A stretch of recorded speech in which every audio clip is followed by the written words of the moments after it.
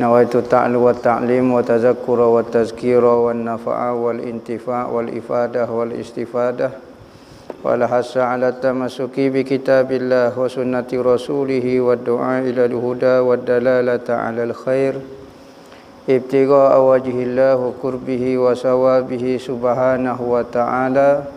Allahumma inni as'aluka ilman ladunni wa mashraba safiyahani ya wahabu ya ghani. Qala al-muallif rahimahullahu ta'ala wa nafa'ana bih wa bi'ulumihi fid dharain amin. Rabbi yassir wa la tu'assir wa tammim bil khair wa la haula wa la quwwata illa billahil aliyyil azim. Amma ba'du, assalamu alaikum warahmatullahi wabarakatuh.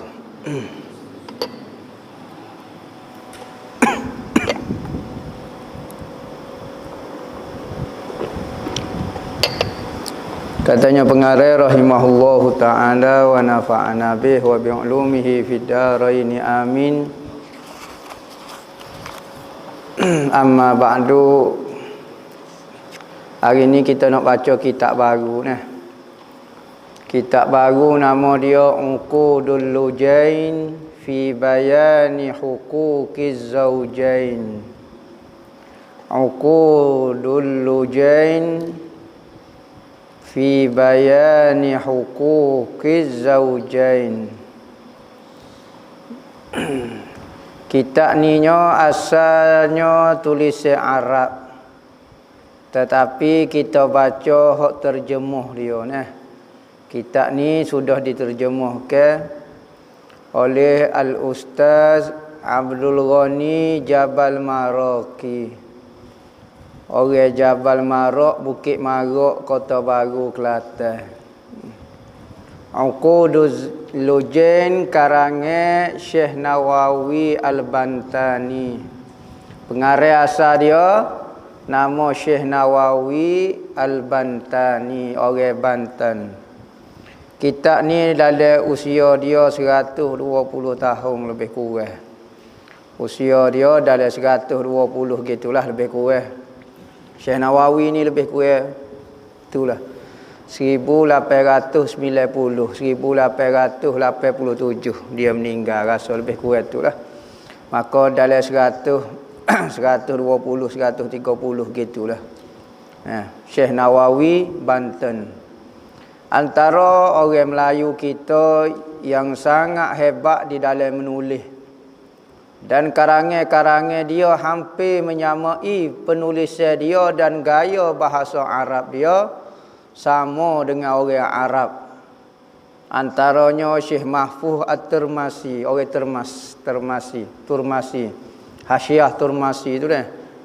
Ala Minhajul Qawim. Ni antara ulama-ulama Syekh Daud Al-Fatani, antara ulama yang mengarang. Boleh mengarang Arab Syekh Ahmad Al-Fatani. Dan antaranya Syekh Nawawi Banten. Ni orang hebat dalam bab mengarang. Meninggal di Mekah, di Maklah tak silap aku. Tu Syekh Nawawi Banten. Kubur dia pernah nak dibongkar oleh penguasa, oleh pemerintah kerajaan Saudi. Tetapi ulama-ulama dulu kehebatan dia, mayat dia tidak hancur. Maka apabila berlaku lagu tu, maka ditutup kubur tu, pakai dibiar lagu tu, tak dibongkar, tidak dipindah jasad dia.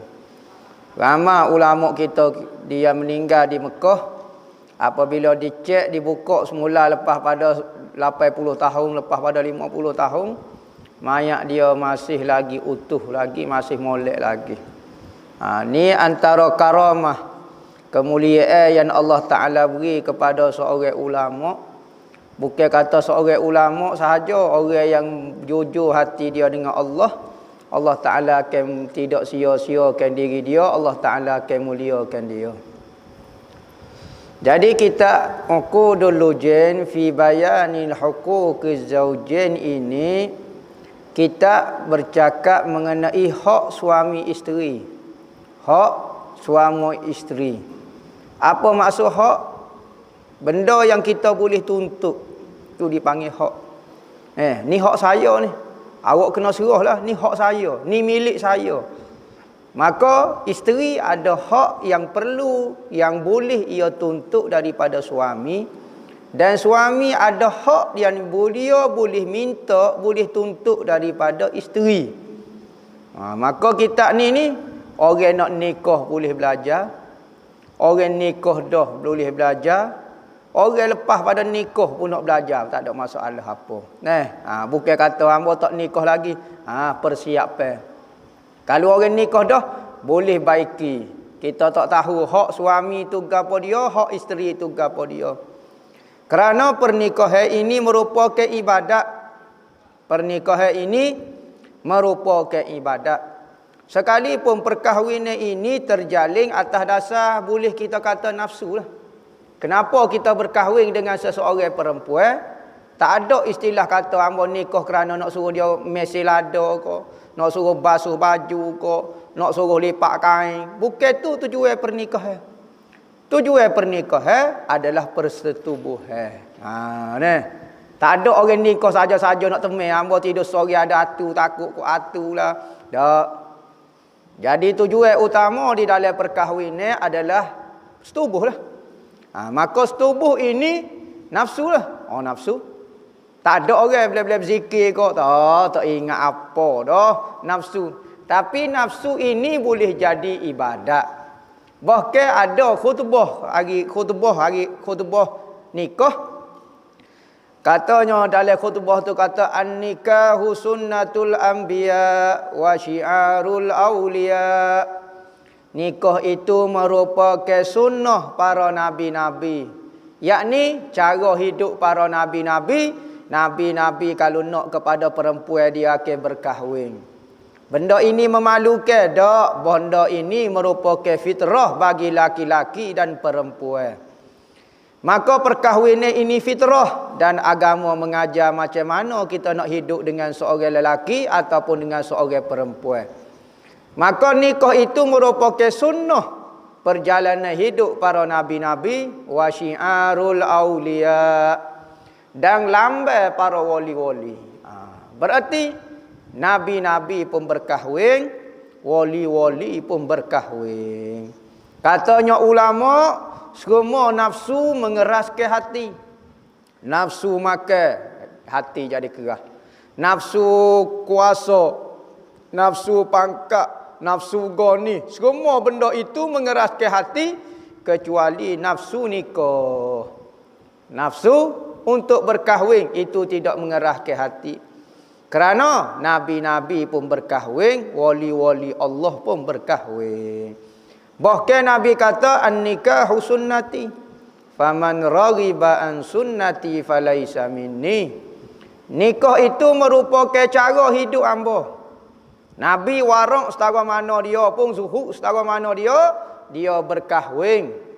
Kerana apa? Kerana kehidupan dan keperluan dan kehendak semula jadi, lelaki kena hidup dengan perempuan dan perempuan kena hidup dengan laki-laki.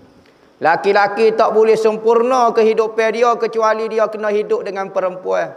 Dan perempuan tak sempurna kecuali kena hidup dengan laki-laki. Makam yang paling tinggi bagi seorang perempuan bukanlah abidah, bukanlah orang buat taat, tetapi adalah isteri-isteri orang dan ibu-ibu kepada orang. Hak tu makam paling tinggi. Kita duduk tak berkahwin nampak macam tinggi dah. Tetapi nak makam yang lebih tinggi lagi, jadi isteri orang. Barulah kita nampak kita ni setara mana sifat mazmumah kita ataupun sifat mahmudah kita. Begitu juga seorang laki-laki tak cukup dia kalau dia seorang duduk dalam gua, duduk tapa, nampak macam zuhud, macam tasawuf. Nak tahu dia betul-betul seorang lelaki, sifat mazmumah, mahmudah dia tu dah molek dah, cuba dia berkahwin. Seorang perempuan yang kena jaga. Boleh kau tak dia jaga seorang perempuan dengan sebaik-baik. Nabi pernah puji sebaik-baik manusia adalah orang yang paling baik dengan ahli keluarga dia. Kalau di luar kita, Masya Allah, jerit sumuk pun tak mampu. Jerit gajah pun tak mampu. Memang dah jerit gajah tak mampu. Kalau gajah jerit kita memang tentu dah selok kita. Jerit sumuk tak mampu. Berjoruhnya kecek, lemah lembutnya, sedaknya kecek. Tetapi Nabi puji seorang yang paling baik adalah orang yang paling baik dengan isteri dia. Dia kecek lagu mana dengan bini dia. Lemah lembut juga ke tak? Nabi kata, aku orang yang paling baik dengan ahli keluarga aku. Aku paling lemah lembut sekali dengan ahli keluarga aku. Aku paling lemah lembut sekali dengan ahli keluarga aku. Maka orang tidak jadi hebat kalau dengan saing-saing kita boleh buah, boleh kecek, boleh gapo. Orang puji belaka. Tetapi isteri kita kata, tak jadi kakak ni. Ya kena bini puji, waktu bisa. Kalau seorang lelaki dipuji oleh bini dia, Allah, tak lelaki hamba wali. Tak usah, orang lain tak boleh bertikah. Kalau bini dia puji. Tetapi kalau saing dia dok puji begini. Tok bini dia kata, kakak ni pukoh. Tak boleh. Dia. Jadi, berkahwin ni, kita mengenai pernikahan ini, ada suku di dalam kitab fiqh berbicara mengenai perkahwinan. Perkahwinan ni tidak lain tidak bukan adalah untuk kita menghala, kita menggunakan satu anggota dalam tubuh kita. Ni banyak anggota kita dah. Tangan, kaki, mata. Ada anggota tu selagi mana tidak berkahwin tak boleh buat ibadah. Nah. Anggota apa dia ke? Anggota paling rahsia sekali. Anggota paling sulit sekali. Orang jarang tak luar. Orang susuk kakak tu. Jarang orang buat pergi palasah letak atas meja kau jarang buat pergi jual lagu tu. Barang ni barang pakai 2-3 lapis susuk. Jangan we orang nampak. Ni. Anggota ni akan boleh buat ibadat apabila dia berkahwin. Maka orang yang berkahwin bererti orang sudah dapat buat ibadat dengan sempurna. Kalau tak kahwin tak usah duk tunjuk biasa lah. Tak usah duk tunjuk biasa lah. Dahi duk sujud beres dah. Tangan duduk sedekah beres dah. Mata duk baca Quran beres dah. Tetapi seanggota tak boleh buat gapo dia. Katanya orang tua buat kecing saja. Tak jadi apa. Bukan matlamat dia dah. Anggota tu bukan tujuan untuk tu saja. Maka Allah Ta'ala nafsu kepada lelaki nak duduk dengan perempuan nak duduk dengan laki-laki. Maka nafsu tu semula jadi dan fitrah. Tidak salah, tidak malu seorang laki-laki kalau kata saya berminat dengan perempuan. Tak malu. Tapi kalau lelaki minat dengan lelaki, sudah. Ni jadi pelik pada orang. Jadi tidak salah kalau perempuan kata minat kepada laki-laki. Tak salah. Islam tidak pernah buat perasaan fitrah di dalam tubuh manusia.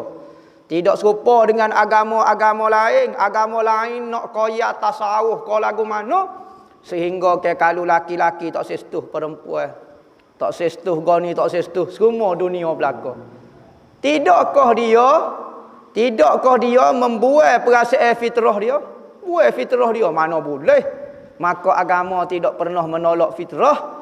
Tetapi agama membimbing hati kita, membimbing fitrah kita kepada benda yang Allah Ta'ala redha. Lagu mana? Kita nak lepaskan nafsu kita dengan cara yang diredai oleh Allah. Satu kali Nabi Muhammad duduk ceramah, duduk mengajar.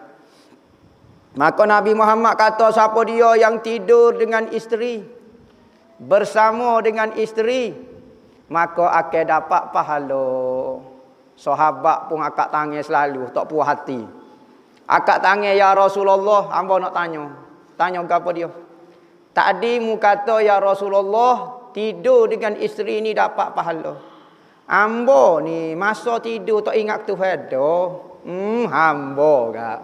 Tak tahu apa, subhanallah, kau tak tahu apa. Hamba nafsu betul-betul. Pada masa hamba duduk dengan isteri hamba, nafsu semata-mata, tak ada ingat Tuhan pun. Macam mana dapat pahala ya Rasulullah? Kau hamba fahamnya dapat pahala ni kalau kita berzikir, kalau kita selawat, kalau kita ingat Tuhan. Lagu mana kata kalau setubuh pun dapat pahala ya Rasulullah? Hamba tak nampak lagi kata. Maka Rasulullah nak ajar kepada sahabat dan nak ajar kepada kita. Rasulullah kata, wahai sahabatku, kalulah anggota musa ni digunakan kepada benda haram. Nafsu musa ni mu guna mu salurkan kepada benda haram, dosa ke tak? Dosa ya Rasulullah. Maka sebagaimana benda tu kalau guna pada benda haram dosa, kalau guna pada benda halal boleh pahala. Oh, lagu tu ya Rasulullah. Tak syarat ingat Tuhan, tak syarat ingat Tuhan. Guna kepada benda halal boleh pahala, guna pada benda haram dapat dosa. Oh, sahabat pun nampak dah lah. Jadi setiap anggota di tubuh kita, keperluan, keinginan dia, kalau kita salurkan kepada benda yang Allah Ta'ala suruh, maka boleh pahala. Maka nikah ni, katanya Nabi merupakan sunnah aulia, sunnah Nabi-Nabi, bahkan sunnah Nabi sendiri. Faman raghiba an sunnati, siapa dia benci, siapa dia tak suka dengan sunnahku, maknanya tak suka menikah. Tanya nak nikah, tak sin nikah. Gapo dia nikah? Nafsu laku-laku. Jadi Nabi Muhammad nikah. Dia rasa dengan tidak nikah itu nafsu. Dia pula lebih tasawuf daripada Nabi Muhammad. Nabi Muhammad kepala segala tasawuf. Orang yang paling kenal Tuhan, orang yang paling makrifat dengan Allah. Hati setiap detik, setiap saat ingat Allah Ta'ala pun berkahwin. Tiba-tiba dia baru nak kenal Tuhan, rasa lebih tinggi pada Nabi Muhammad, tak sim nikah. Benci pada penikah. Macam agama, setengah agama tu melarang ahli agama dia untuk berkahwin. Paderi-paderi tak menikah belaka. Lepas tu berzina tak apa, jangan menikah. Pelik sungguh. Katanya Nabi, faman raghiba an sunnati falaisa minni. Siapa dia benci dengan cara hidup aku, antara cara hidup aku adalah berkahwin. Siapa dia benci, tak suka, falaisa minni, bukan dia daripada pengikut setia aku. Orang yang nak ikut Nabi Muhammad kena ikut zahir batin Nabi Muhammad. Nabi Muhammad buat gapo dia, ikut belaka, kerana padanya ada rahsia. Ingat, setiap satu sunnah Nabi kita faham, kalau tak faham rahsia dia, kita sedar ataupun tidak sedar, apabila kita buat sudah dapat sunnah rahsia dalam tu. Setiap sunnah Nabi ada cahaya yang tertentu. Sunnah ketika ambil air semaya, sunnah ketika semaya, sunnah ketika berkahwin, semua tu merupakan cahaya. Kenapa cahaya? Kerana Nabi Muhammad itu adalah cahaya. Setiap benda yang berhubung dengan Nabi Muhammad itu adalah cahaya. Kajian sains menyatakan tubuh kita, sel tubuh kita ini sebenarnya cahaya. Kita besar sel tubuh kita ni, contohnya tapak tangan. Kita besar, akhir sekali tubik cahaya. Maka betul lah dalam hadis Nabi kata, awwalu ma khuliqa nuri wa khuliqa minha kullu syai'in. Awal makhluk yang dicipta adalah nur Nabi Muhammad, kemudian daripada nur Nabi Muhammad dicipta setiap sesuatu. Maka kita mengambil cahaya daripada Nabi Muhammad, semakin banyak sunnah Nabi, semakin banyak kuat cahaya tu. Maka kajian sains kata lah ni, semakin banyak kita berselawat, semakin kuat cahaya yang berada di tubuh kita. Hak tu kalau kita selawat, antara benda yang menyebabkan kuat lagi cahaya yang ada di tubuh kita, iaitu mengamalkan sunnah Nabi. Maka semakin kuat cahaya. Apa maksud sunnah Nabi? Semua hak Nabi-Nabi aja, maka ia merupakan hubungan dengan Nabi. Maka cahaya ini kita guna pada hari akhirat. Ada satu hadis Nabi kata, apabila orang mukmin nak melintah api neraka, maka api neraka menyatakan kepada orang mukmin. Orang mukmin ni kuat hubungnya dia dengan Nabi Muhammad sehingga mendapat cahaya di tubuh dia. Nuruhum yas'a baina aidihim. Ayat Quran kata dah. Cahaya orang mukmin berada di sebelah depan, sebelah belakang, penuh dengan cahaya. Maka cahaya orang mukmin ini apabila lalu kepada neraka, neraka akan kata, ya mukmin juz fa inna nuraka tudfi'ul lahabi. Wahai orang mukmin, cepat-cepat berlari di atas titian sirat. Kerana cahayamu itu, yakni hubungan kamu itu dengan Nabi Muhammad semakin banyak, semakin kuat cahaya kamu, telah memadamkan maraknya api neraka. Kata api neraka pun tak tahan dengan cahaya orang mukmin. Nah, maka kita nak mengaji kitab khas bab nikah ini antara sunnah Nabi. Tetapi ramai orang nikah tak tahu gapo dia kah maksud pernikahan. Apakah hak seorang isteri, apakah hak seorang suami. Ya tahunya nafkah batin sahaja. Nah, hak tu itik pun tak tahu. Bukan kata manusia, itik pun tahu, labi pun tahu. Tapi beza kita nikah dengan ayah itik serati bewak kabunnya, kita ada hak kita kena tunai. Kalau kita tidak tunai hak, berdosalah kita. Ada orang badi tak setunai hak. Ada yang tak setunai, tak setunai. Jadi sama-sama nak buat dosa. Hak ni satu kesilapan juga. Kita tunai hak kita. Contohnya seorang isteri. Tunailah hak dia sebagai seorang isteri. Sekalipun suami dia tidak menunaikan hak dia. Jangan kita kata suami hamba tak buat ikut. Hamba nak badi pasal buat. Sama-sama masuk neraka. Biar. Bahasa jenis tolu. Nak masuk neraka. Dua-dua. Ya nak masuk ikut dia lah. Kita jangan duk ikut dia lah. Begitu juga suami. Kalau isteri kita tak tunai hak dia sebagai seorang isteri, kita jangan marah ke dia pula kita tak tunai hak kita sebagai suami. Maka biarlah dia tak tunai hak, ikut dia. Hak penting kita buat hak kita. Tu uqudul lujain fi bayanil huquqiz zaujain.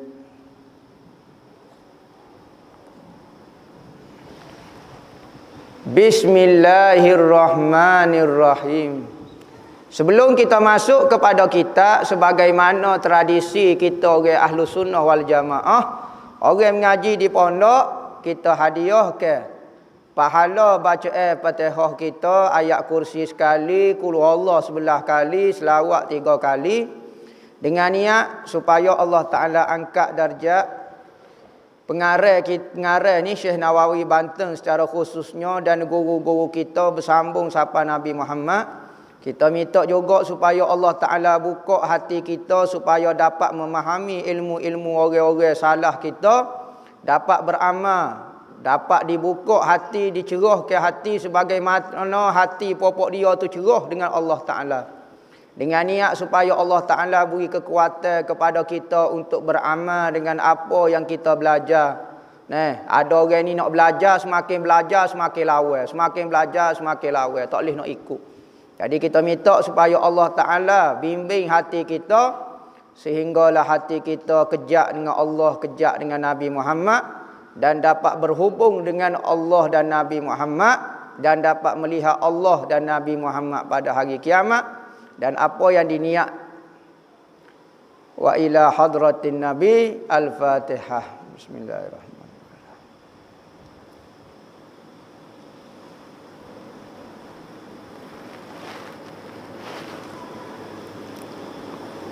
Baik.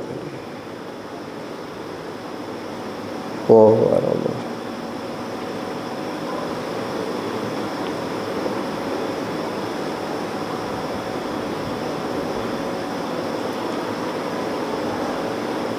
Allahumma salli ala sayyidina.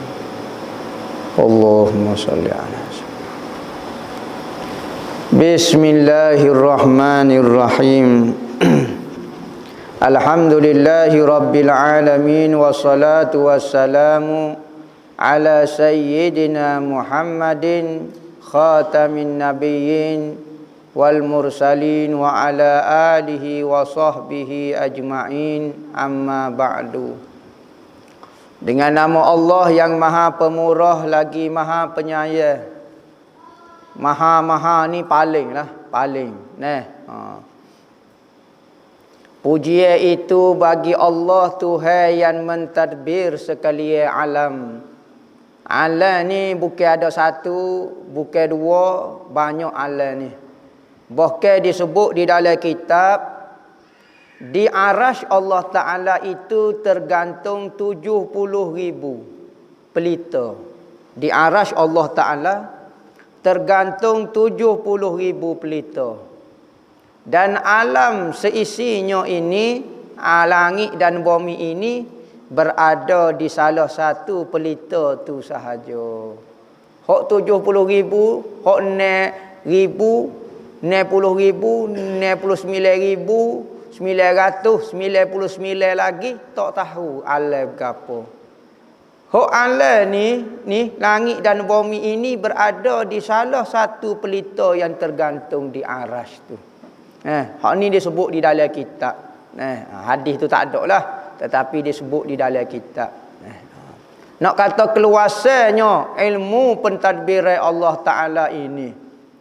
Selawat dan salam ke atas penghulu kita Nabi Muhammad, penutup bagi sekalian Nabi dan Rasul-Rasul, serta ke atas sekalian ahli keluarganya Nabi Muhammad dan para sahabatnya, sahabat Nabi Muhammad.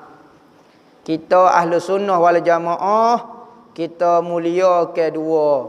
Di samping kita mulia ke Nabi Muhammad secara wajib, maka tanda kita mulia ke Nabi Muhammad, kita mulia ke ahli keluarga Nabi Muhammad. Kita mulia ke sahabat-sahabat Nabi Muhammad. Maka salah orang kalau dia kata saya mulia ke Nabi Muhammad, tapi kali keluarga dia hamba tak berapa suka. Salah seseorang yang kata saya mulia ke Nabi Muhammad, tapi sayang-sayang dia tahu hamba tak berapa nak percaya lah mana. Sebab itulah Nabi Muhammad meninggalkan beberapa hadis menyatakan supaya kita sayang kepada ahli keluarga Nabi Muhammad. Kerana apa? Kerana kalau mu sayang kat aku, pertama, Tuhan kata, Nabi Muhammad kata, maka hendaklah kamu sayang kepada Allah kerana nikmat yang Allah Ta'ala beri kepada kamu. Mu sayang kepada Allah kerana terlalu banyak nikmat Allah Ta'ala beri kepada kamu. Dan sayanglah kamu kepada aku, Nabi Muhammad kata. Kerana apa? Kerana Allah suruh sayang kat aku, ke? Allah Ta'ala suruh sayang kat aku. Banyak hadis menyuruh ke Allah Ta'ala suruh sayang kepada Nabi Muhammad. Bahkan jadi syarat kepada sempurna iman saya kepada Nabi Muhammad. Saya kepada ajaran dia. Tak, saya kepada batal tubuh dia tu sendiri tu kena saya dah. Ajaran dia memang tentu kena ikut dah. Hak tu tak bertikat dah. Fattabi'uni yuhibbukumullah. Hak tu memang dah. Tetapi hatta akuna ahabba ilaihi, sehinggalah batal tubuhku, jasadku menjadi benda yang paling kamu sayang lebih daripada segala. Patuh, sayalah ahli keluargaku kerana aku pula. Mu sayang aku ke tak? Mu kena sayang kepada ahli keluarga aku. Bahkan sekarang kalau kamu boleh menggembirakan kalau kamu berdoa kepada umat Nabi Muhammad, aku gembira dah. Tetapi kalau kamu berdoa kepada ahli keluargaku, aku lagi-lagi gembira. Antara amalan ulama-ulama berdoa khas kepada ahlul bait, ahli keluarga Nabi secara khusus. Ya Allah, bantulah, baikilah keadaan ahlul bait. Tentulah lagi Nabi akan bergembira dengan kita. Dan sahabat Nabi, ada orang sayang kepada Nabi, sayang kepada keluarga Nabi, tak sayang kepada sahabat Nabi. Jadi Syiah dah pula. Ada orang sayang kepada sahabat, tetapi tak sayang kepada ahli keluarga, maka jadi Wahabi pula. Maka kita ahli sunnah wal jamaah sayang ahli keluarga dan sayang sahabat.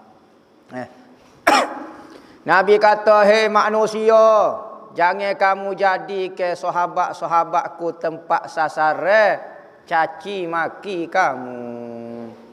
Nabi bersedah, ashabi kan nujum bi ayyihi muqtadaitum ihtadaitum. Sahabatku seperti bintang di langit. Mana-mana sahabatku yang kamu jadikan ia sebagai pedoman, maka tentu kamu akan dapat petunjuk daripadanya. Tengok Nabi bui gelar. Bahkan di dalam Al-Quran meletak ke pakak sahabat radhiyallahu anhum wa radu anhu. Dia sahabat redha dengan Allah, Allah redha dengan sahabat. Tak ada manusia atas muka bumi dapat pangkat setinggi itu. Lebih daripada Tan Sri, lebih daripada Datuk, lebih daripada Maharaja Dewa Sayak Labuh, Sayak Sikap, lebih daripada segala pangkat redha Tuhan kepada dia. Hak ni ada orang boleh challenge, boleh lawan, tak boleh. Buat ibadat sujud siapa menelah dahi-dahi, tumbuh tulang. Tak boleh pakak radhiyallahu anhu. Tetapi sahabat disebut dalam Al-Quran, kita duk baca siapa kelon ni pangkat siji pengiktirafan Allah Taala kepada sahabat-sahabat. Tiba-tiba ada orang pertikai ke sahabat, mencerca sahabat. Tak tahu orang ni rasa dia lebih daripada sahabat berkali. Jadi Syekh Nawawi bantu nak royak dia tu ahlu sunnah wal jamaah, saya ahlul bait dan saya sahabat. Seterusnya maka inilah suatu muhimmatun. Supa ke tak kitab tu? Supa? Kau lain? Terbelalak putih mata tu? Supa? Ada beza ke? Kau entah tak tahu muka surat berapa? Seterusnya maka inilah suatu muhimmatun. Muhimmah, benda penting, tugas yang ditakuti atas kaum perempuan yang bersuami. Benda ni benda penting. Benda hak suami isteri-isteri paling takut sekali. Kerana apa? Kerana ada perempuan tak boleh berkahwin kerana takut hak ni lah. Takut saya tak boleh nak tunai hak, maka dia pun tidak berkahwin. Ada cerita salafus soleh dulu tidak berkahwin bukan kerana benci kepada perkahwinan, tetapi kerana tidak mampu melakukan ibadat perkahwinan. Pok kita sebut nikah belenjo air liu, petitik tak. Tetapi belajar nak tunai hak tak sipu. Kalau betul-betul nak tunai hak memang tak mampu, tetapi sekadar kita mampu buatlah. Ni perempuan paling takut bersuami kerana hak ni. Bukan kata semata-mata berkahwin tu sudahlah, tak ada masalah lah. Gapo dia? Iaitu mengerjakan pekerjaan yang dengan dia menjadi derhaka terhadap suami. Dia bimbang takut-takut dia terbuat benda-benda hak tu menjadi derhaka kepada suami. Dan kita suami pula jangan menakut-nakut ke isteri. Sikit-sikit derhaka, sikit-sikit dosa, sikit-sikit masuk neraka. Tak ada masuk ilmu pun tak sebut. Neraka, neraka saka, neraka jahanam, neraka gapo.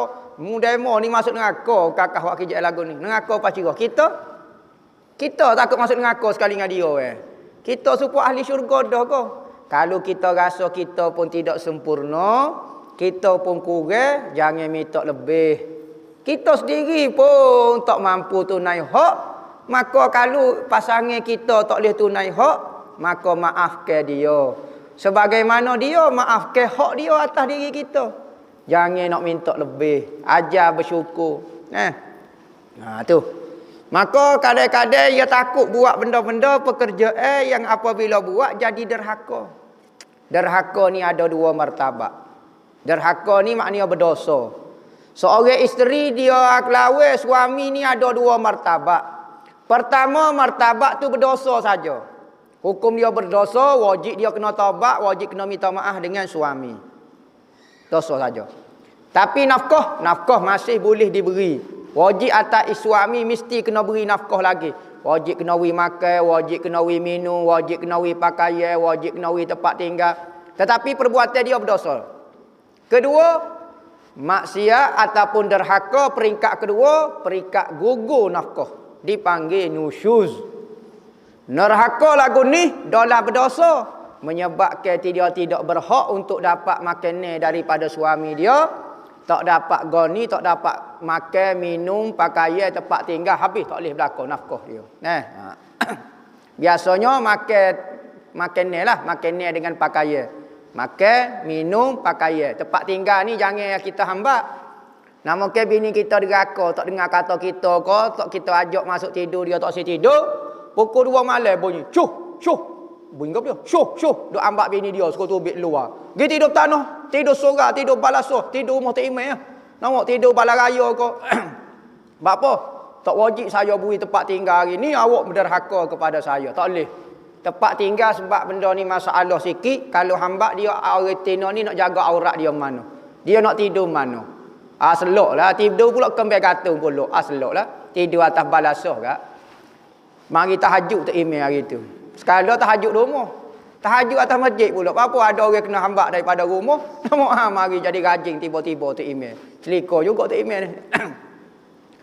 Jadi, biasanya akan gugur pakaian. Pakaian tahun ni saya tak akan beli sebab awak deraka. Makanan dan minuman. Minuman pula ikut hari. Kalau dia deraka hari ni saja. Esok kalau dia dah taubat dah, okey kena beri pula. Nama lagu tu. Maka wajiblah ke atas sekalian perempuan yang tersebut belajar dan mengetahui hukum dia. Perempuan wajib belajar nak jadi seorang isteri yang solehah, kena belajar. Jangan bijak sendiri. Pakai telekung, pakai goni, wak lolok Islamik sikit, pandai dah hak jadi isteri. Masuk usrah sikit-sikit, kecek wak lolok Islami, astagfirullah, Allahumma salli ala sayyidina, astagfirullah. Jadi Islami pandai lalu hak, tu kena tipu setan pahatah belakang. Panggil nak kata zahir yang ketipu pahatah belakang panggil. Jadi setiap ibadat ni kena belajar, jangan bijak sendiri. Belum tentu orang pakai pakaian labuh, orang tutup muka, orang pakai stoking, orang pakai stangik. Pandai hak isteri, pandai hak suami. Kena belajar. Letak piyah tok lelaki pakai kain serba, pakai jubah, pakai ridak, jubah belah. Belum tentu pandai hak suami. Kena belajar belako, barulah jadi suami yang soleh, isteri yang solehah. Jangan wak bijak sendiri, tengok baca internet, baca hok mana tak tahu. Hok dalam internet tu Wahabi pun mengajar, hok maripan Power Ranger mana tak tahu. Kadang-kadang orang pakai jubah, pakai serban bukan bidang agama pun. Dia bahagia mengaji orang putih, mengaji gapo, kita ingat dia pakai jubah tu dia orang alim. Jadi kena belajar dengan betul-betul, belajar di kitab. Masalah kita nak amal, tak si amal suku pasal, tapi belajar tu wajib dah. Amal wajib hak lain pula. Ada orang demo belajar banyak mana tu amal juga. Sekurang-kurangnya dia tahu. Berarti kita buat dalam keadaan tahu. Hak ni kan tak tahu lagu tu. Dok rasa betul pacurah. Nyo tipu setan pahatah belakang. Tak ada apa lah. Supaya terpelihara segala amalannya yang berkebajikan dan beroleh manfaat darinya di akhirat nanti.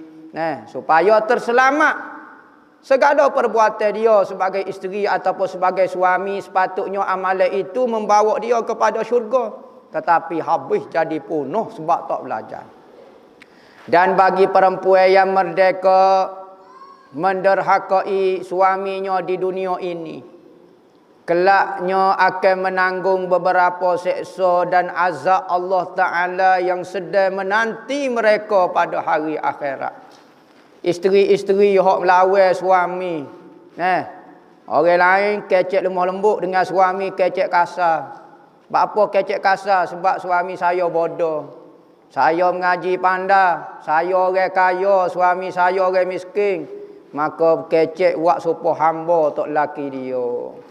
Siapa dia marah? Allah marah buat lagu tu. Kena seksa, kena seksa. Gapo dia? Dia sebut belaka.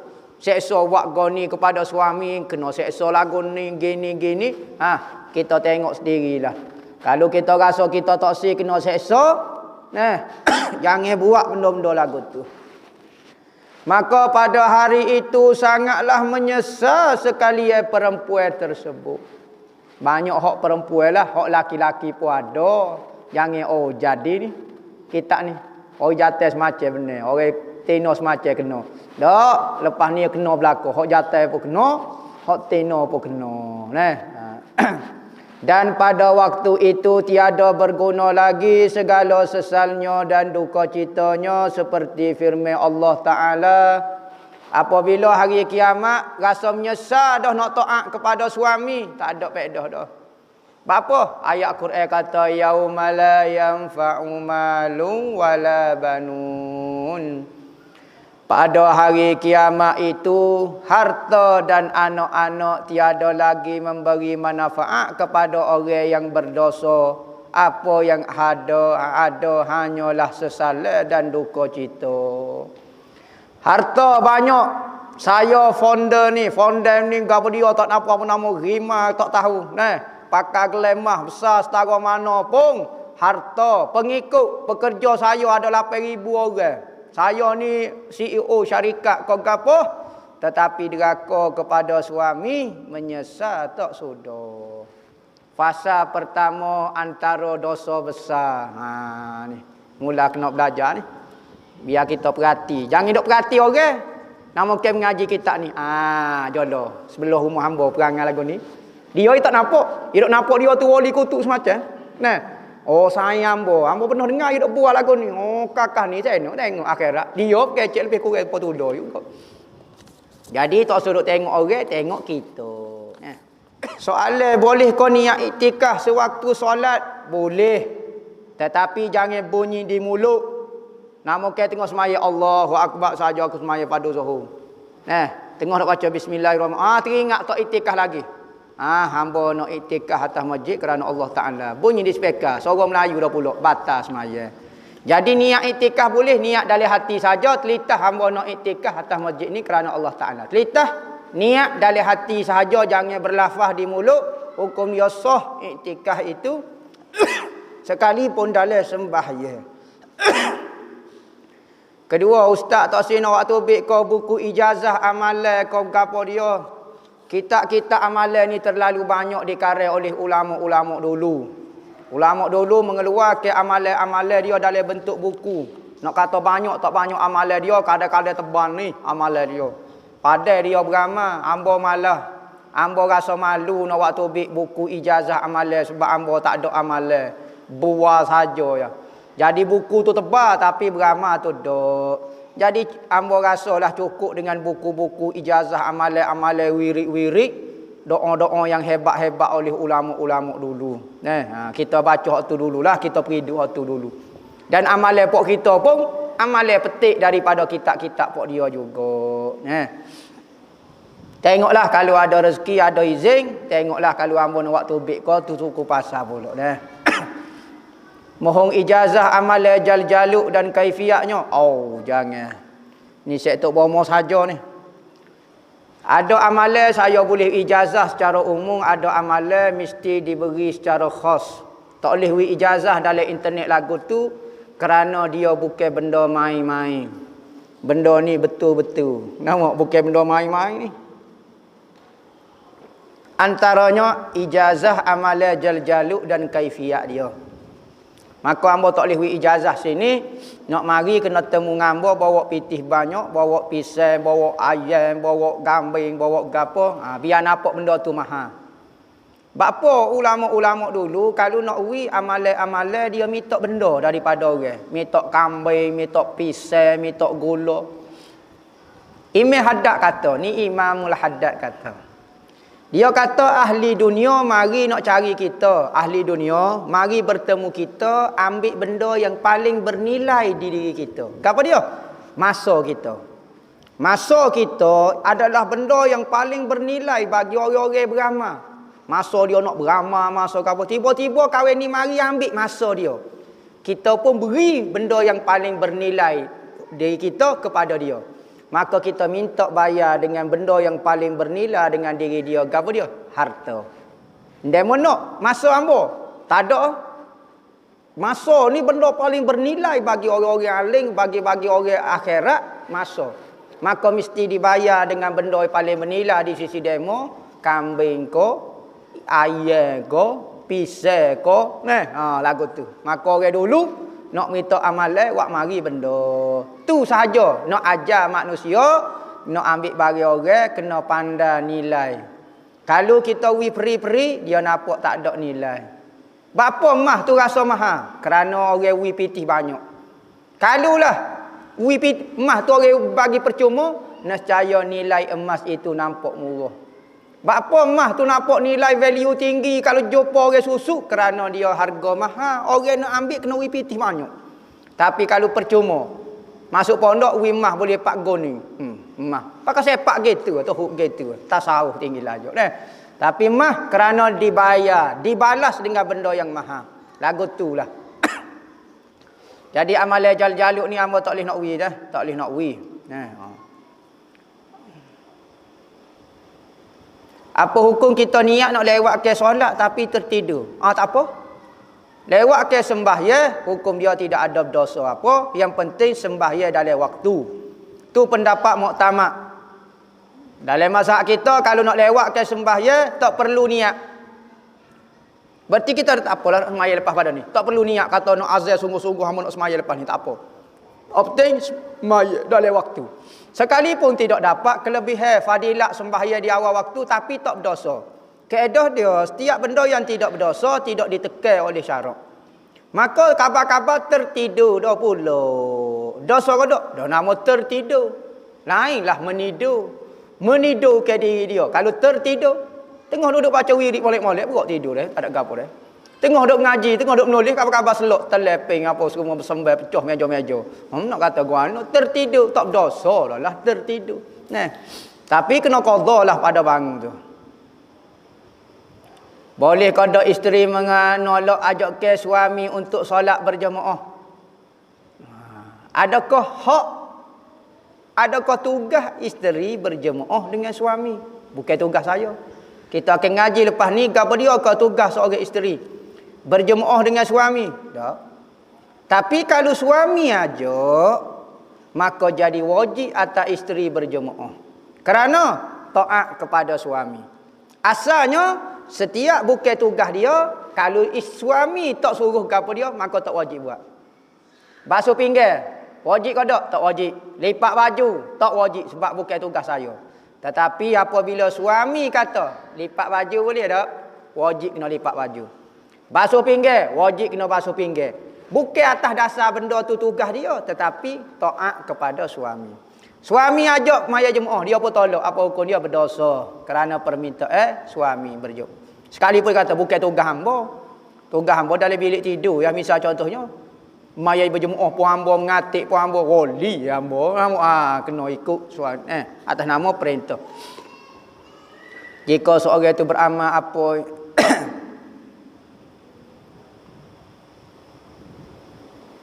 jika seorang itu beramal dengan amalan gapo dia sehingga memperolehi ilmu tanpa berguru, ilmu silap, ilmu perbuatan, adakah ilmu itu laduni? Ya, ilmu laduni juga lah tu.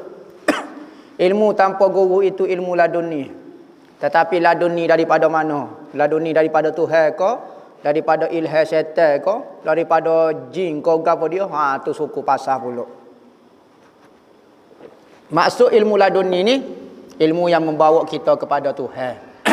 Tapi ilmu bab kelebihan, ilmu persilatan, ilmu perubatan itu ilmu kelebihan. Maka ilmu itu kadang-kadang mari daripada Allah, mari daripada ilham malaikat-malaikat, kadang-kadang mari daripada jin, mari daripada gawo dia macam-macam Jadi tengoklah kalau benda tu betul, alhamdulillah, kalau tak betul tak boleh ambil lah.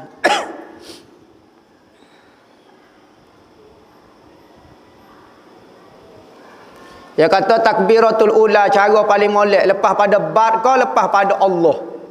Tak imam akad takbir Allah, kita pun Allahu Akbar. Gitu, batal semaya. Sebab apa? Sebab kita berimam dengan tok imam belum lagi semaya. Bila tok imam semaya betul, apabila disebut bar, ra akbar. Allahu Akbar, baru kita Allah.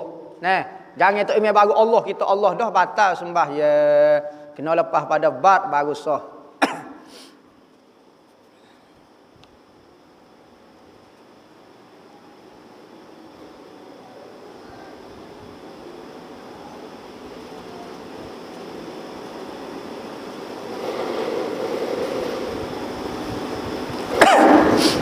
Macam mana seorang itu nak tahu dia itu silsirih. Silsirih ni maknanya ketuk semacam. Dia kata setiap kali bergerak, berpindah rukun ni kadang-kadang duduk antara dua sujud, kadang-kadang bunyi dah. Pom, pom bunyi, perpom, pom, pom bunyi. Tak ngaku lagi, ketuk dah. Dia kata mungkin selisih gapo dia bunyi pelik sungguh, bunyi derah kemain. Oh, tak tahu hamba kalau bunyi kalau terasa tak sedap nipu lah.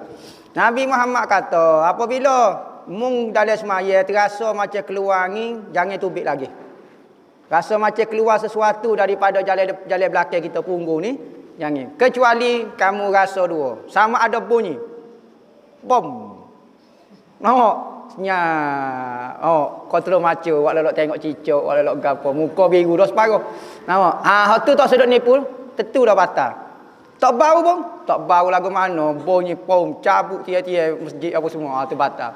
Ataupun Nabi kata kalau nak tubik bau. Tak bunyi. Khabar-khabar bewok mana mampu ni. Kau khabar bau dalam surga nama. Maka hak tu batal tak sedut nipu lah. Hamba doa dah. Hamba rasa tak bunyi ni. Hamba rasa tak tubik. Tapi bau macam kena. Nama batal tu batal, tentu batal, tak sedut nipu lah. Maka kalau bunyi dan bau, maka hak tu batal. Dia kata saya tak yakin sebab takut dia bunyi kepik pohon ko. Kepik pohon bunyi lagu tu ko. Dia bunyi lagu lain, kepik pohon lagu mana tak tahu dia. Jadi masuk dalam benda-benda tanda yakin kita tu terbatal. Memandai KP-KP ni ke banyak masalah apa. Boleh tak kita ganti solat fardu sekali harum? Memang kena ganti lah. Bukan syarat waktu PKP.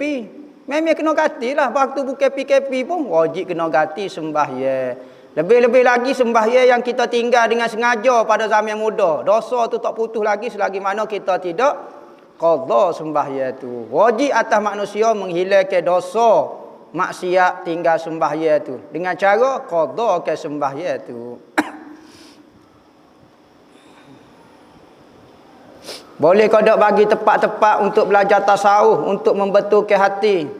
Carilah dalam guru-guru tasawuf yang ahlu sunnah wal jamaah.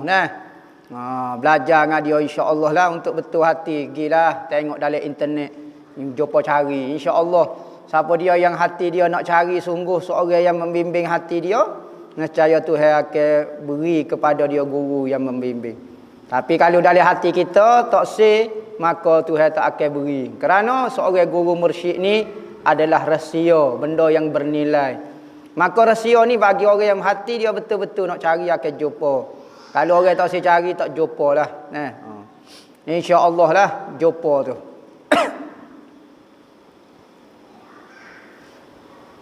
Boleh kodok gabung sunat ba'diyah maghrib dengan solat sunat awabim, boleh hukum dia.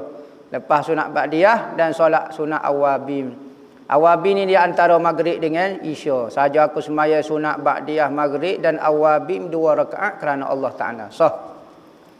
Bagaimana nak hilangkan cinta dalam hati, cinta dunia dalam hati? Adakah ziarah kubur ubat paling mujarab bagi penyakit cinta dunia? Cinta dunia ni banyak antaranya adalah banyak mengingati mati. Kadang-kadang orang pergi kubur tak ingat ke mati. Pas lagu mana? Kena royak ke dia panggil. Mu tak ingat ke mati? Oh baru ingat. Kadang-kadang duduk tengah makan nasi ingat mati. Kadang-kadang duduk tengah tengok main game. Game Candy Crush.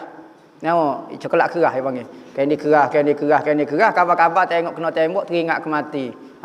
Game itu mengingatkan kita kepada mati. Tetapi Nabi sebut mati itu menyebabkan hilang saya kepada dunia. Kebanyakan orang Hilang penyakit saya dunia apabila dia pernah dikecewakan oleh dunia. Contohnya, dia sayang kepada seseorang, tiba-tiba orang yang dia sayang tu mati. Allah lalu guni dunia. Dia kejar cita-cita, dia kejar harta, tiba-tiba harta tu tipu dia. Maka dia pun marah kepada. Maka masa tu baru kena dunia itu menipu dia. Barulah dia benci kepada dunia. Tapi kalau apa dia nak boleh berlaku, dia dok kejar harta boleh, kesihatan boleh, payah nak gila. Lagu mana kita nak benci dunia sebab dunia duduk baik dengan kita? Maka lagu mana? Cari menyebabkan dunia. Biasa apabila berlaku peristiwa dunia menipu kita, baru kita rasa benci kepada dunia. Supaya kita dengan manusia, duk gila, duk sayang kepada seseorang. Apabila seorang tu tipu kita, bahasa kakak ni tipu hamba, I hate you selalu. I hate you, you love I, macam-macam lah, macam-macam.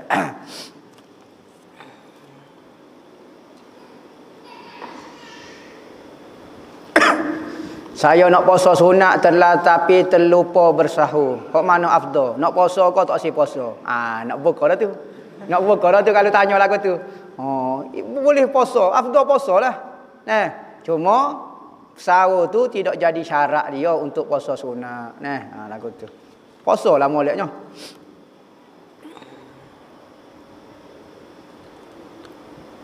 Masa ayah meninggal dunia, adik-beradik semua bawah umur belaka. Adakah wajib upah haji bagi harta ayah saya? Ayah dah bujang. Ayah dia ni meninggal, mak dia mati lama dah. Ayah dia baru meninggal.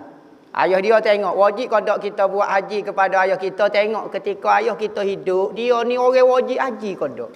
Kalau ayah kita ni orang susah, orang noreh, orang cari ikan, laut, tak ada syarat, tak wajib pun haji. Maka apabila dia mati, tak wajib buat badan haji. Nak badan lagu mana, moga tak wajib pun. Tetapi kalau ayah kita ketika hidup, dia wajib haji. Dia orang kaya, dia cuma dia malah kohong, tak segi haji. Pergi Amerika 14 kali. New York 100 kali. Washington 19 kali. Kawasaki, Nagasaki, Toyota Corolla 800 kali. Mekah tak haji. Maka dosa lah ayah kitanya baru wajib haji. Kena ganti dah. Ambil daripada harta saka dia sebelum pagi gapo-gapo bui ko siapa-siapa dia niat suruh buat haji, ganti kepada untuk ayah kita deh. Kalau dia tak wajib ketika hidup, maka tak payah. Sunat saja bagi anak-anak kalau nak buat haji juga.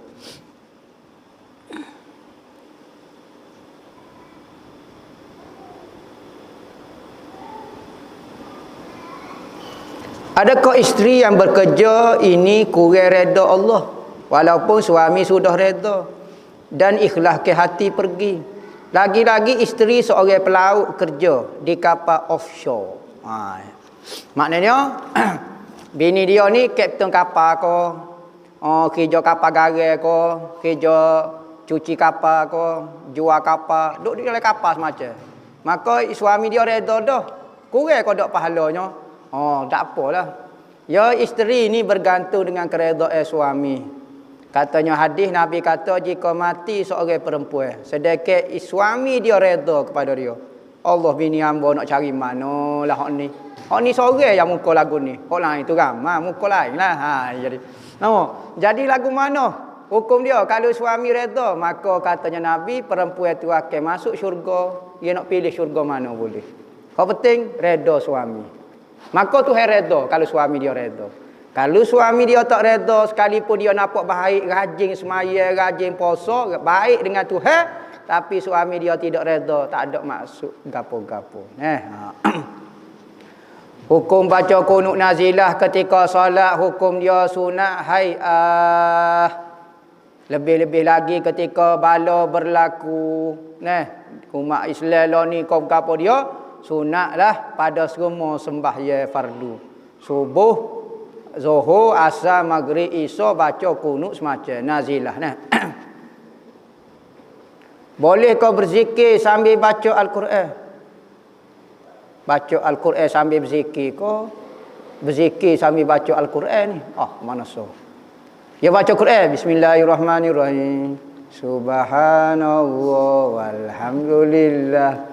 Boleh tapi pelik guano jadi tomuk lagu mano. Baca sosok lah, baca Quran, zikir. Lebih-lebih lagi kalau ayat tu ada hubungnya. Kalau dia putus hubungnya tu, dia pun baca zikir, lepas tu dia sambung pula jadi takut makna lain. Lainlah kalau ayat tu maksud dah habis dah, kita pun zikir celah-celah tu, tak apa, tak ada masalah apa. Adakah Wahabi tidak percaya kepada Imam Mahdi? Tak tahu. Wahabi ni percaya ke tak pada Imam Mahdi? Terus tanya Wahabi. Cari Wahabi hok mengaku kalau demo Wahabi. Tak mengaku. Tapi Wahabi tu betul.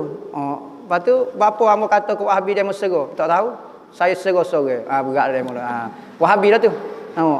Maka tanya dia percaya ke tak Imam Mahdi? Tanya dia lah. Hamba mana tahu dia percaya ke tak Imam Mahdi? Dia tengok, bapak dia tengok hadis ni sahih ke tidak sahih. Kalau di ibarat riwayat Imam Mahdi tu tidak sahih, maka bapak dia tak percaya. Tapi amal tak tahu, tak ingat dah. Imam Wahabi ni dia percaya sungguh ke tak Imam Mahdi ataupun dia tak percaya. Kena tanya dia lah. Ngaji online dengan seluar pendek, adakah dikira tidak ada adab ketika menuntut ilmu? Gini, hamba sebut dah dalam bab adab ni. Adab ini bukan menyebabkan syarat sah menuntut ilmu, tetapi dia menambahkan keberkatan. Semakin kuat beradab kita mengaji, semakin kuat keberkatan dia. Kerana apa? Apa maksud berkat? Iaitu kekuatan kita nak amal dengan ilmu kita semakin banyak manfaat dia. Ngaji sambil kain selimut saja, tak pakai apa satu, boleh. Dosa, tak dosa. Pada tak ngaji, baik ngaji juga. Tapi lagu tu lah, kurang adab dia.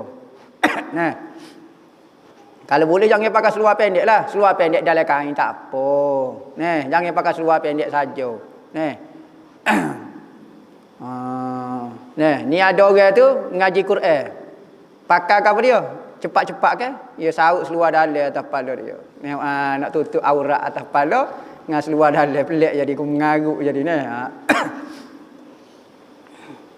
Ustaz, adakah istilah gulu dalam mencintai Nabi Muhammad? Gulu ni melampau dalam mencintai Nabi Muhammad. Kalau cinta kepada Nabi Muhammad tak pernah kata ada istilah gulu.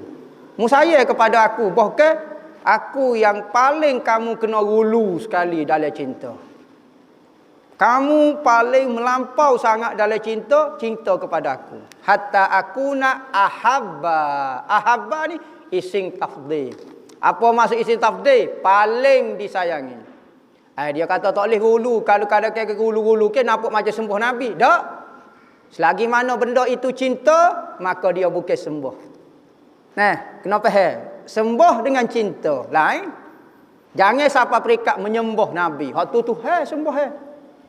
Selagi mana atas nama cinta belaka, maka dia tidak istilah gulu. Kerana Nabi kata jangan keluar daripada cinta.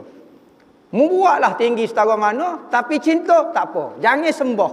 Sembah dah saja gini pun tak boleh dah. Bapa pun duduk gini ni. Hamba nak sembah Nabi. Kenapa biasa ya? Sembah Nabi tak boleh. Ya cinta dituntut, sembah tak dituntut. Kalau maksud ulu dalam cinta itu adalah menyembah, hak tu bukan masuk dalam perkataan cinta langsung, tapi masuk dalam bab sembah, hak tu dilarang. Boleh kau zikir dalam hati terima kasih atas jawapan. Boleh zikir dalam hati, boleh pahala zikir dalam hati. Zikir mulut boleh pahala zikir mulut. Zikir dua-dua dalam hati di mulut boleh pahala dua. Zikir tiga, mulut, hati, tangan lagi. Berok. Boleh zikir tiga. Zikir 4, 12 tangan. Zikir 5, 7 bahangan kaki 20. Ada orang zikir gerak tubuh nak suruh boleh pahala Kohor banyak. Dia habis dah berzikir, seluruh tubuh dia gerak, dia ajak seorang pula letak tangan dia. Ramai-ramai pula kohor lah pahala kohor banyak. Panggil Tok Imam, panggil Tok Siok. Kocok belakang dah, gerak semua dah anggota dah. Tok Imam pun gerak belakang, pegang tiap surah pula. Kocok tiap surah pula. La ilaha illallah. Kohor banyak pula. Pegang surah pula, pegang pohonnya, pegang tiap elektrik, habis tarik seluruh Malaysia kocok dengan la ilaha illallah. Terawak sekali lagu tu. Lagu mana khamak tobik? Nama baru boleh lawan Yahudi. Ni la ilaha illallah.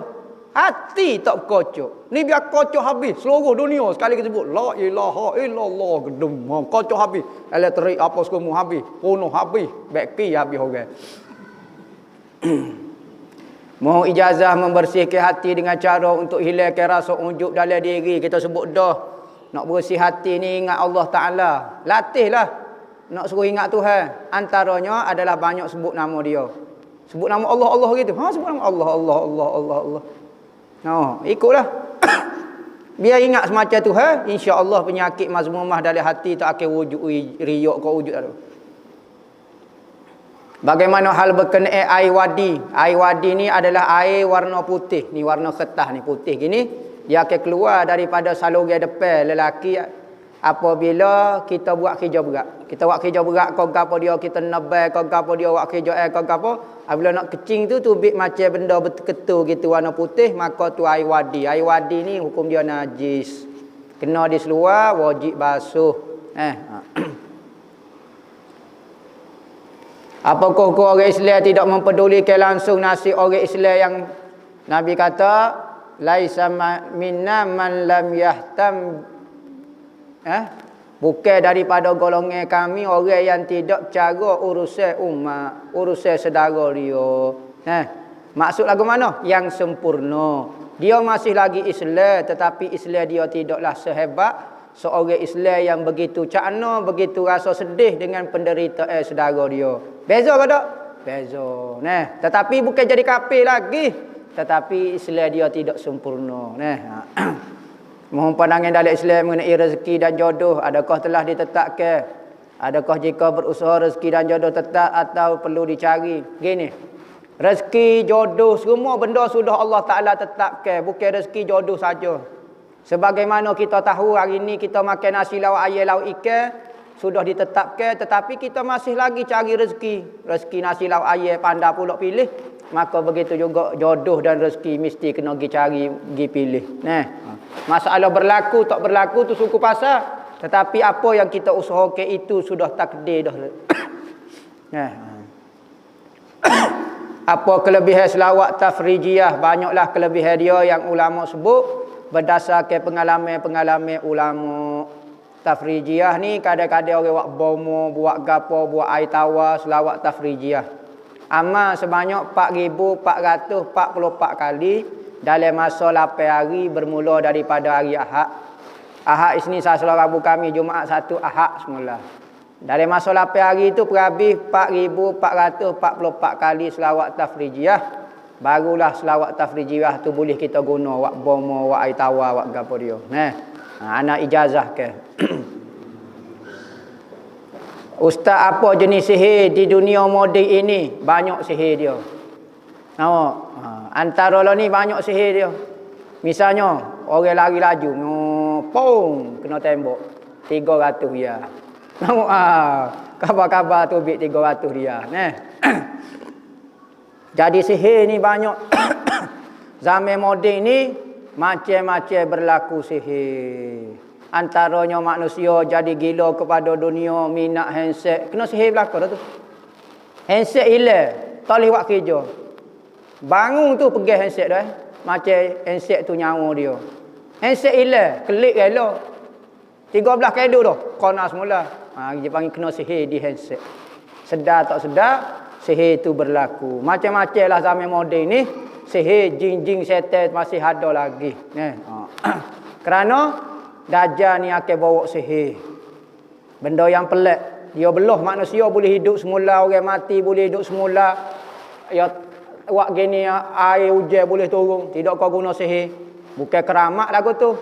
Bukan keramat. Keramat dia bukan wali Allah. Jadi benda pelik berlaku. Sihir.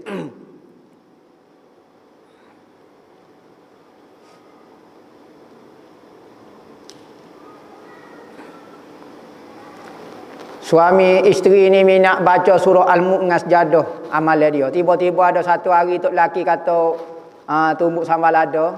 Kita tumbuk sambal lada, moga bini jenis bahasa selu juga. Tak dia baca sejadah saja. Pas boleh kau dak ganjaran surah Al-Mulk. Dah tak baca tak boleh. Pas rugi ambo. Rugi apa? Taat kepada suami. Boleh pahala besar lagi. Surah Mulk ni buat sunat ya. Taat kepada suami ni wajib. Sekalipun tumbuk sambal lada. Sumbuk tambah lada lebih afdal daripada surah Mulk. Ya, nisbah kepada suami. Pindah kepada isteri. Jangan terkeliru. Ni rela buat benda sunat lawan suami. Suami tu wajib taat. Buat ni benda ni sunat ya. Jadi balah geger tak cerdik lagu tu. Orang ni masih tak faham apakah maksud amal. Adakah solat sunat jika ada solat qada? Ana baru jawab banyak kali dah. Qada semaya dulu gak, jangan semaya sunat. Wak bazir masuk ulama kata. Ada ulama kata sah, ada ulama kata dosa, macam-macam lah. Moleknya semaya qada lah. Apa yang kelenya nak semaya sunatnya? Buat ibadat kerana Allah, jangan ikut nafsu gak. Kalau betul ikut Allah, buat hak Tuhan wajibkan dulu. Jangan buat hamba sunat dulu. Orang yang kena sihir lagu mana kena buat? Baca Yasin, baca surah Dukhan, baca manzil pada air, minum mandi sampai cabut sihir tu. Ambil asal lima, ambil cukur, ambil garam bubuh dalam air, buat mandi. Ambil daun tara, mandi sampai cabut sihir tu. Mandi boleh seminggu berturut-turut kau, lama-lama insya-Allah cabut sihir tu.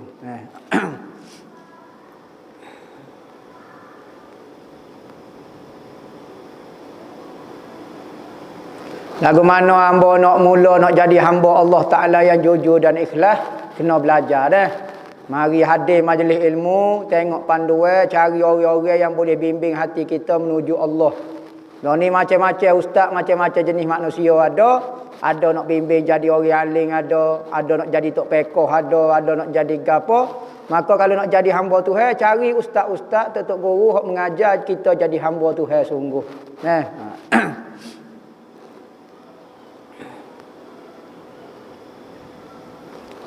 Pandangnya ustaz mengamalkan bacaan kunut subuh seperti mana amalan kunut arwah Tuan Guru Haji Hasim Pasir Tumbuh. Lagu mana tak tahu, hamba betul ingat dah. Ayo sing baca kunut subuh lagu mana. Bacalah. Dia moga orang alim tu kena ikutlah dia, tak ada masalah kunut subuh. Adakah Abrahah termasuk dalam ahli fatrah? Ya, kerana dia hidup dia sebelum lagi zaman kelahiran Nabi. Nabi tak lahir pada tahun tu baru lahir. Adakah malaikat boleh tengok Allah Ta'ala? Malaikat tak boleh tengok Allah Ta'ala. Kita saja boleh tengok kerana hak tu kata sebut lagu tu. Ada riwayat kata malaikat boleh tengok Allah Ta'ala. Ada kata malaikat tak boleh tengok Allah Ta'ala. Kelebihan manusia, orang yang buat taat kepada Allah Ta'ala, mukallaf ni, maka dia boleh tengok Allah Ta'ala. Wallahu a'lam. Ikhlas zahir batin wa ila hadratin nabi.